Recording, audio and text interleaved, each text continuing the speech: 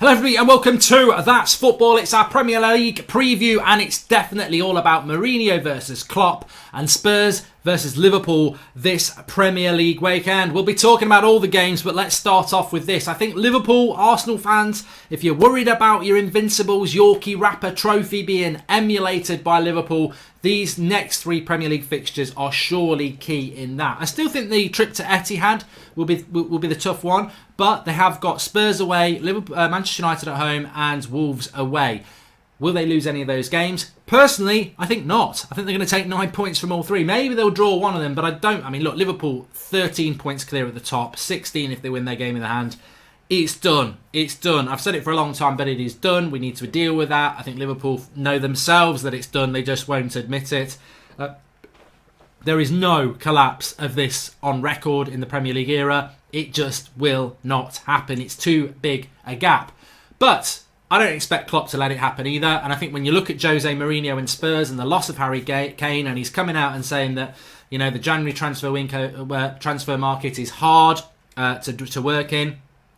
And it may be that they have to wait until the summer to get players in. Different situation to Manchester United, where United have had months to prepare for this January transfer window. They've not had midfielders, not had attackers.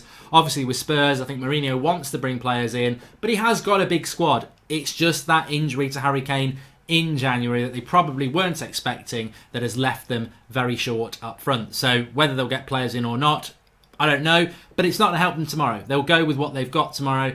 And you know what? There's a little bit to me that thinks, can Mourinho get some relevancy back? And relevancy is not a dismissive word in relation to Mourinho. Mourinho used to be in the conversation as being the best manager in the world. He's not that anymore. And that's what I mean about relevancy. Klopp and Pep and many other managers away from the Premier League are streets ahead of Mourinho when it comes to world football managers at the moment. So can he do something significant tomorrow? Can he be the first man this season to beat Liverpool in the Premier League? And Mourinho will be focused on that, but I don't think they will. And I think the reason is because Mourinho has failed in every big challenge he's had over the last few years, especially this season as well. Going back to Old Trafford, being beaten by Solskjaer, that's embarrassing.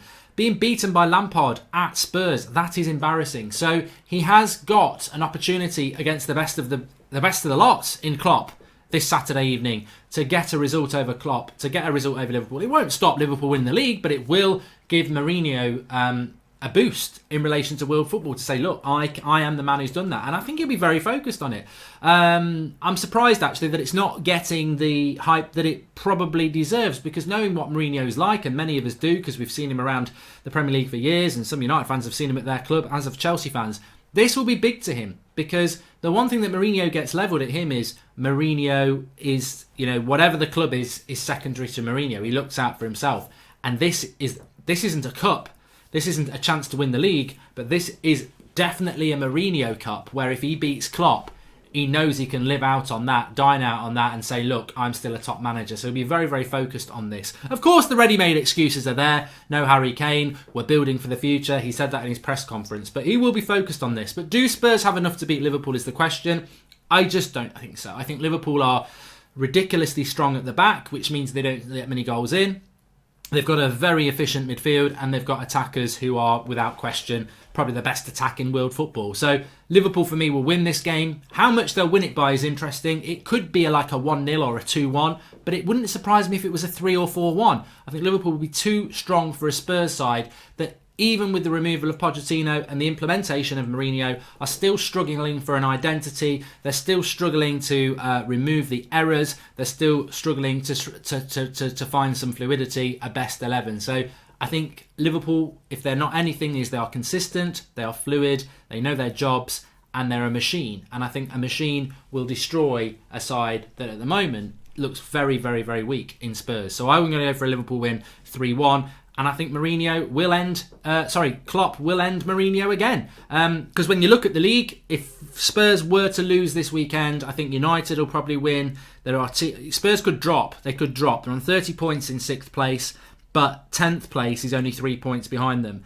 And that's funny enough, that's Arsenal. So I think Spurs could be dropping in the league table this weekend. And then I think Spurs fans have got to ask that question: what is the difference between Mourinho and Poch? And I felt that Poch, it was time to go, but what is the difference? Crystal Palace against Arsenal is an interesting game. Crystal Palace are currently ahead of Arsenal on 28 points, with Arsenal on 27. I don't think there's any doubt that Arsenal are improving. That wasn't a hard task for Arteta. But when you look at Arsenal, deserve to win against Manchester United. Watched them against Leeds on Monday. Leeds should have put them away in the first half. So I think this is a tough game for Arsenal. And I think this is... Arsenal fans are going to go through this for the next few weeks. Every game is almost a cup final because you're like, which way is it going to go with Arteta? Is he going to win? Is he going to lose? Obviously, had that disappointing loss to Chelsea with 1-0 up with 10 minutes to go. But Palace, obviously, are a team just ahead of Arsenal. So I do think Arsenal will win this because I think that is the progress they're looking at the moment. It's little progress, but keeping your eye on the prize, i.e. top 4. Can they get back into that race? It's a long gap from 27 points to 36. It's in fact 9 points, but away from Chelsea in 4th. And I think that's probably too much for Arsenal with everything else they need to do. Europa League, they're still in the FA Cup. They don't have a great squad depth, so it's probably too much for Arsenal, but they do need to climb the league. They're 10th at the moment, and I think they will do that by beating Palace 2-1 in the early kickoff tomorrow. Our game for the watch-along tomorrow, I should have said, is going to be obviously Spurs versus Liverpool at 5:30. You can join us on that on this channel for that. Subscribe, bottom right-hand corner, live watch-along. The 3 o'clock kickoffs, Chelsea against Burnley. I think this is a good game for Chelsea because they've lost games. They've dropped points at home this season. Sheffield United, West Ham, Southampton. Burnley will be well organised. These are the sort of games that Chelsea have dropped points in. I don't think they will. I think they'll win 2-0. Everton, Brighton. If I just have a look at the table just very, very quickly, some would say, oh, why are you looking at the table for Everton versus Brighton? But Everton in 11th with 25 points. And Brighton are currently, I can't even see you, Brighton, 24 points. So 1 point between them. Relegation zone is 20 points. So, lose a couple of games, you can get pulled down into that. So I think that this is an interesting game for Everton. Can they go on the road and get a result? No, because it's at Goodison Park, I've just seen. They need to respond. How embarrassing was that for Ancelotti and Everton? You put your best team out, more or less, and lose to Liverpool reserves, and deservedly so. That's hard. And I think Everton need to bounce back from that, but Brighton are always a well-organised side. But I do see Everton just getting over the line in that one. It may be 2-1. Leicester, Southampton. This is a tough game for Leicester. It is a tough game for Leicester. Man City are bearing down on them, and with Man City playing Villa, which I think they will win quite comfortably on Sunday, this is a game where Leicester don't want to be giving up that second place to Man City and starting getting pulled down maybe into the race for 4th. They need to keep that buffer. Leicester at home to Southampton, you'd expect them to win. But Southampton are much improved. I mean, I don't even know how they've done this. They were in the bottom 3 quite comfortably. They're up to 12th on 25 points. They're actually level with Everton on points. So Southampton will come and give Leicester a game. And I don't think it will be easy, but I am going to go Leicester to win that one 2-0. We've also got Manchester United Norwich, straightforward win. I've done the preview on my channel, The United Stand. 3-0 to Manchester United. Not because I think United are great, we're not, but because Norwich are poor. They're the worst team we've played this season, and that was at their home ground, defensively like a sieve. I think as bad as United are, it's the perfect game. They'll win. Wolves against Newcastle. I've just got a funny feeling that's going to be a draw. Wolves against Newcastle. Both, to be honest with you, not separated that much, are they, in relation to the table at the moment? Let's have a quick look. Wolves currently 7th with 30 points. Newcastle 25. Oh, they are. 5 points is quite a lot. But I think it'll be a draw. I'm going to go draw with that one. And then you've got, obviously, Spurs, Liverpool at 5:30, which I think Liverpool are going to win. On to Sunday, Bournemouth against Watford. Both teams down near the bottom. Relegation scrapper, that one. Bournemouth are in free fall. Watford are doing really well. I can't see Watford losing that one, so I'm probably going to go with a draw, 1-1. And then Villa, Manchester City on Sunday. I can't see anything other than a Manchester City win, to be honest with you. I think that they're looking...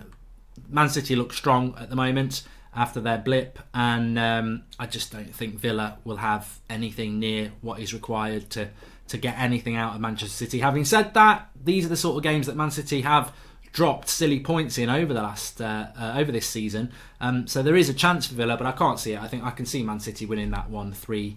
3, maybe 4-0. I don't think Villa will even score, because watching Villa against Leicester on Wednesday, as we did on this channel for the watch-along, good goal from Villa, but they didn't really threaten Leicester at all. And Leicester aren't as good as Man City, I don't believe. So I can't see Villa scoring. I can see it being 3, maybe 4-0.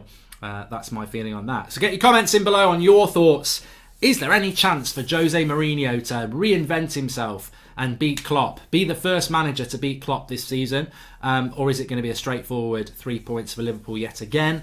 And what's your thoughts on all the other games? We will be live tomorrow at 5:30 with the watch-along for Spurs versus Liverpool, so you can join me for that on this channel. Make sure you smash a like, subscribe if you're new, and get your comments in below. Thanks everyone for watching. See you tomorrow.